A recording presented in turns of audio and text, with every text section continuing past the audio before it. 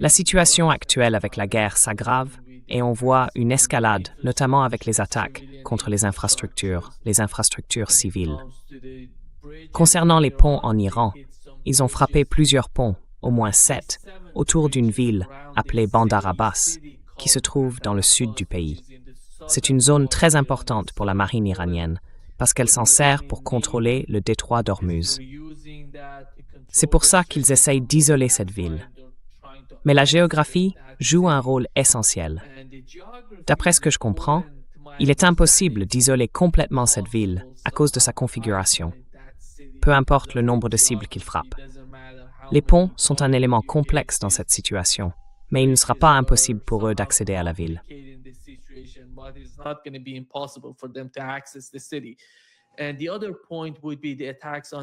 Et l'autre point, ce sont les attaques contre les usines de dessalement. En Iran et au Koweït, au moins, les deux parties ont confirmé que des installations de dessalement avaient été touchées.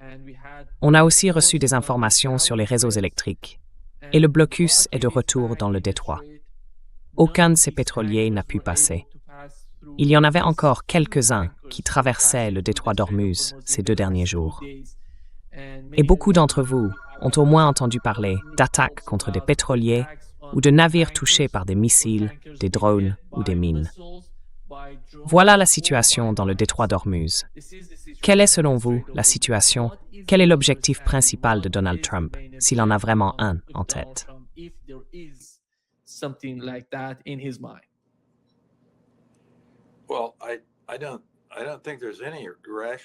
Eh bien, je ne pense pas qu'il y ait la moindre justification à cette escalade.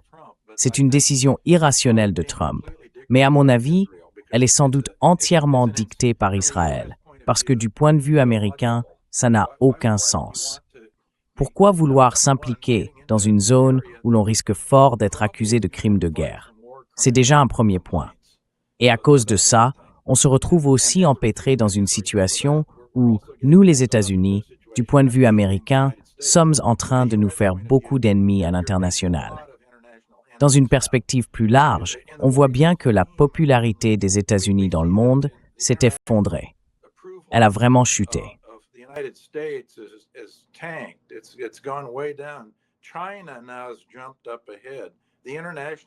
La Chine a maintenant pris de l'avance.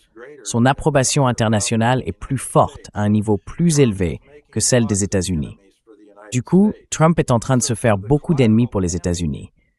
Les dégâts collatéraux en termes de réputation sont énormes. Ça, c'est un premier coup. L'autre coup, évidemment, c'est qu'hier, il n'y a eu aucun pétrolier qui est passé. 0. Pas un seul. Le détroit est fermé. Point final. Et ça veut dire que le marché du pétrole entre en jeu.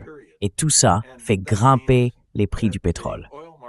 Bien sûr, ils avaient déjà beaucoup augmenté la semaine dernière depuis le début de cette campagne de bombardement. Les prix du pétrole montent très fortement et les produits raffinés encore plus.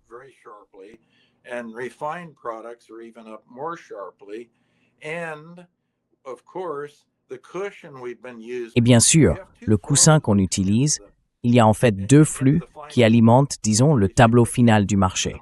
Comment l'offre arrive-t-elle? Eh bien, elle peut venir du pétrole qui a été stocké, puis ressort de ces stocks, et ça, c'est une source d'approvisionnement. Et puis, il y a les flux nouveaux qui viennent directement du pétrole brut, encore sous terre, dans les réserves. Donc, les stocks constitués par l'homme ont été réduits à un niveau très bas, partout, depuis des années. Là, on parle uniquement du pétrole brut. Et on peut le constater, il suffit de regarder les marchés. Il y a une courbe à terme.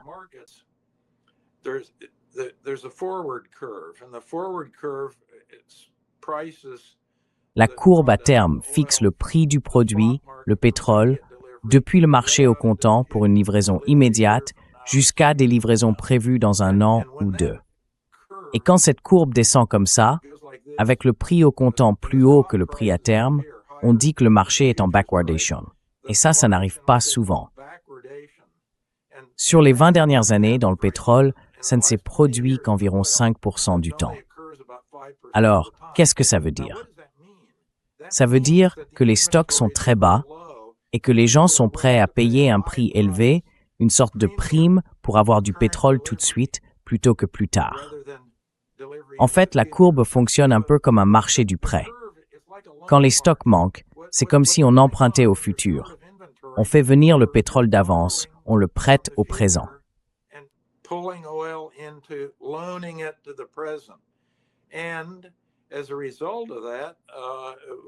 Et à cause de ça, on sait que les stocks sont très bas et ça commence à se refléter assez fortement sur le marché du pétrole en ce moment. C'est encore plus visible sur les produits raffinés, comme l'essence, le diesel ou le kérosène, parce qu'ils sont encore plus rares. Alors pourquoi couper l'approvisionnement en pétrole brut avec ces attaques, faire monter les prix et créer cette situation de backwardation, alors qu'il y a déjà des pénuries et des stocks faibles? Franchement, ça n'a aucun sens. D'un point de vue économique, ça n'a tout simplement pas de sens.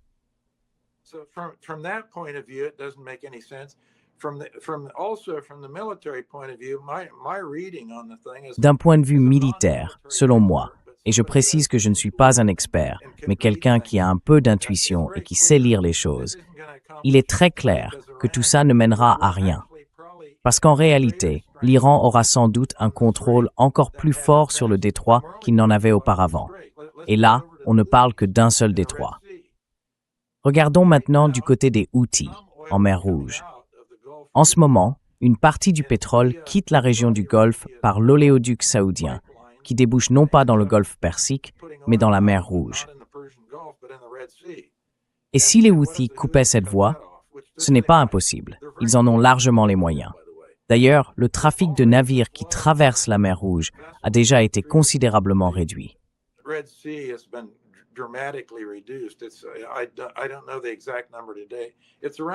Je ne connais pas le chiffre exact aujourd'hui.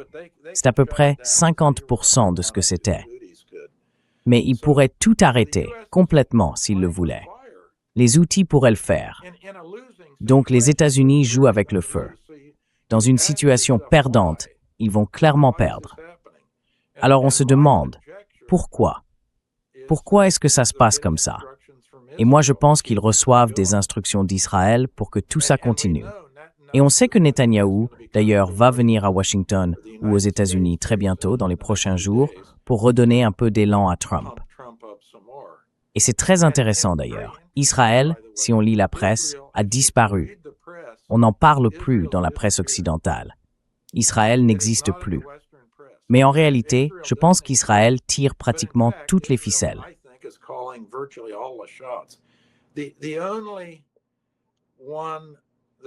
Le seul qui ait une logique derrière son objectif, même si c'est une mauvaise logique à mon avis, ce serait Israël. Leur but, c'est de détruire l'Iran. Ils veulent l'effacer de la surface de la Terre.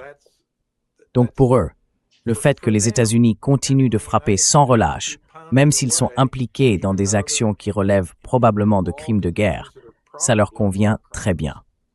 Bien sûr, ça ne change rien pour Israël. Regardez ce qu'Israël fait chaque jour à Gaza et au Liban. D'ailleurs, ça non plus, ce n'est pas rapporté. Dans la presse occidentale, on n'en parle pas. Moi, sur X, je publie chaque jour le nombre de morts à Gaza et c'est un flux constant d'environ 5 personnes. Hier, je crois que c'était monté à 14, mais d'habitude, c'est 5 ou 6 personnes tuées chaque jour à Gaza.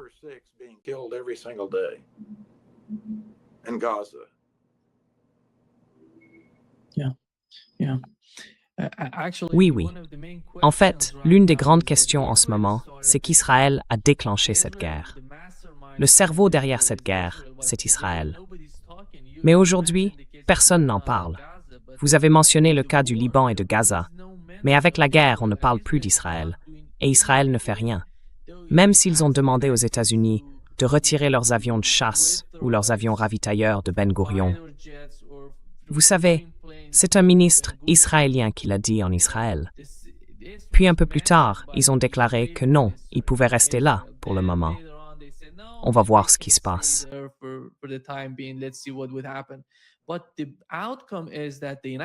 Mais au final, on se retrouve avec les États-Unis et l'Iran qui se battent dans un conflit lancé par Israël. alors qu'Israël a été le principal promoteur de cette guerre. C'est quand même incroyable, non? Et ces États arabes, les pays du Golfe, qui coopèrent d'une manière ou d'une autre. Vous avez mentionné le cas du Yémen, par exemple. L'Arabie saoudite, sortie de nulle part, attaque le Yémen et essaie de les pousser à riposter. Quand on bombarde l'aéroport international de Sanaa, qu'on touche la piste, forcément ils vont répondre. Quelle est la logique derrière ça? Quel est le calcul du côté des pays du Golfe? Est-ce qu'ils ont vraiment une stratégie de ce genre?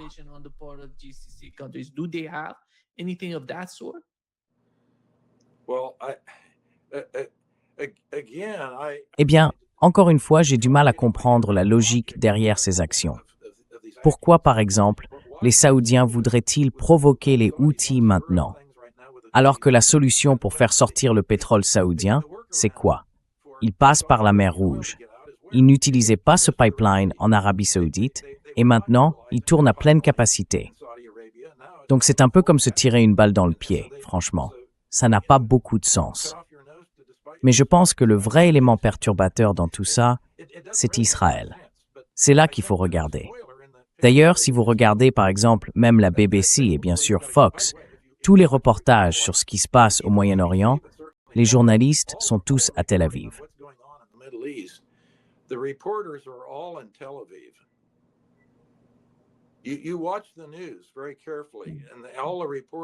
Tu regardes les infos de très près et tous les journalistes sont à Tel Aviv.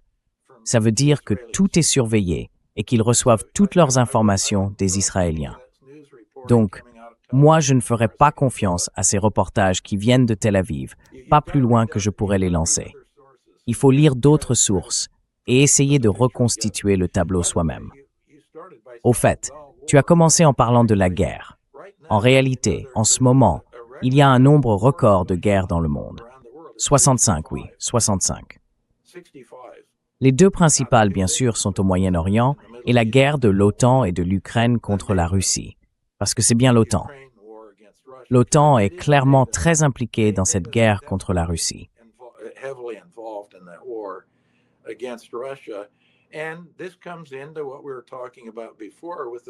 Et ça rejoint ce qu'on disait tout à l'heure, surtout à propos des produits raffinés. Environ 25% de la capacité de raffinage en Russie a été mise hors service.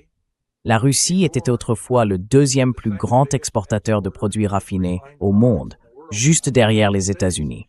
Et maintenant, elle a coupé ses exportations.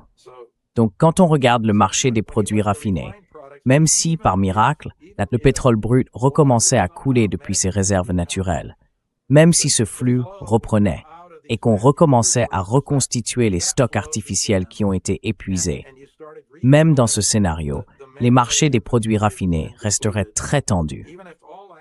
Parce que la capacité a été frappée de plein fouet en Russie et aussi dans le Golfe, où une grande partie des installations de raffinage ont été endommagées.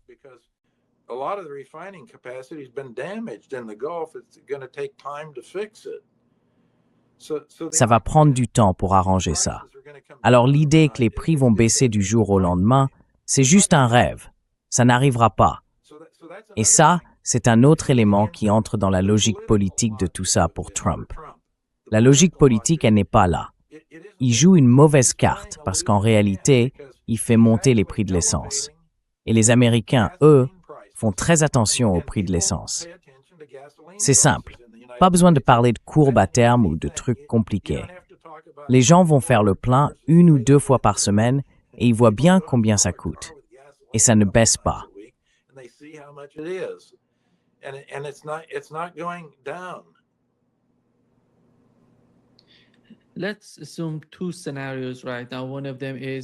Imaginons 2 scénarios possibles. Le premier, c'est l'escalade, comme on la voit en ce moment. Les 2 camps s'attaquent mutuellement, et à un moment, ça touche les installations pétrolières.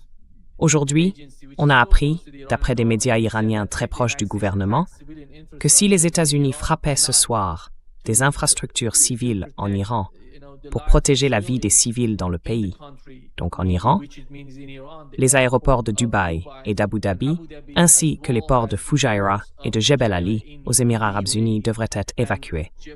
En gros, ces deux ports sont essentiels pour les exportations des Émirats. Et dans ce scénario de guerre, si l'escalade continue, les installations pétrolières seraient visées.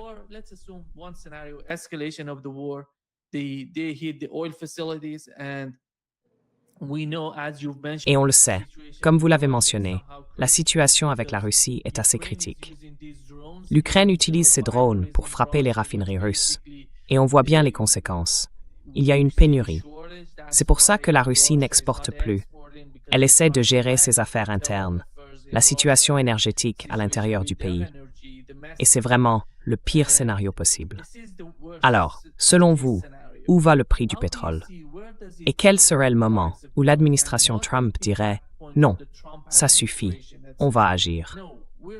Vous vous souvenez pendant la guerre, il y a environ 40 jours, au moment où l'Iran a attaqué les raffineries ou les installations de gaz naturel liquéfié au Qatar, Donald Trump avait immédiatement réagi en disant « C'est fini. Plus personne n'attaquera les infrastructures pétrolières. On ne va pas laisser ces attaques continuer. » Où en est-on aujourd'hui? Parce que les nouvelles escalades qu'on voit arriver ne donnent pas l'impression que ce moment va venir de sitôt.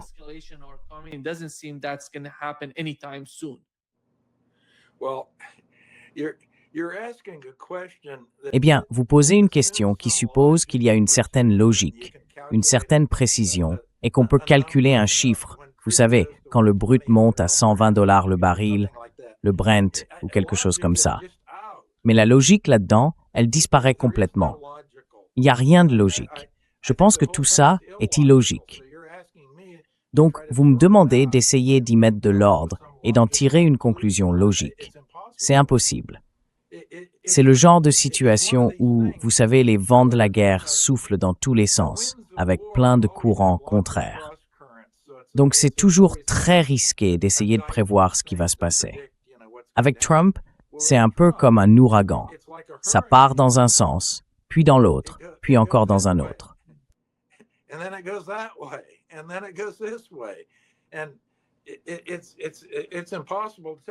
Et c'est impossible à savoir. Alors, une façon de prendre un peu d'avance. Maintenant que Trump a monétisé ses publications sur Truth Social, eh bien, si on payait, disons, qu'on se cotise $50 000 chacun, 100 000 peut-être, on pourrait avoir quelques minutes d'avance sur tout le monde. On pourrait alors jouer un peu avec le marché, faire des transactions en se basant sur les infos de Trump avant les autres. Franchement, c'est un truc scandaleux. C'est vraiment au-delà de tout. Ce type est à vendre. Il vend tout. Grâce à sa présidence, il est devenu multimilliardaire. D'accord? Mais ça ne lui suffit jamais.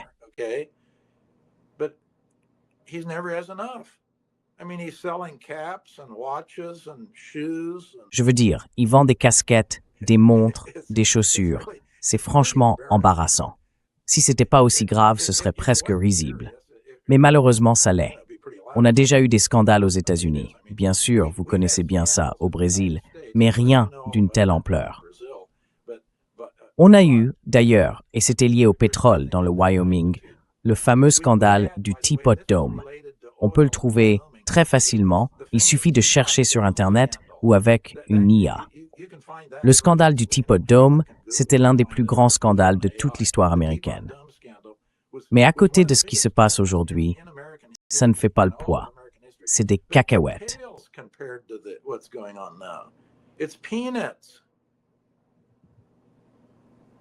Oui, absolument. Et là, on touche à un autre aspect de la situation. La question de la légitimité de la démocratie aux États-Unis.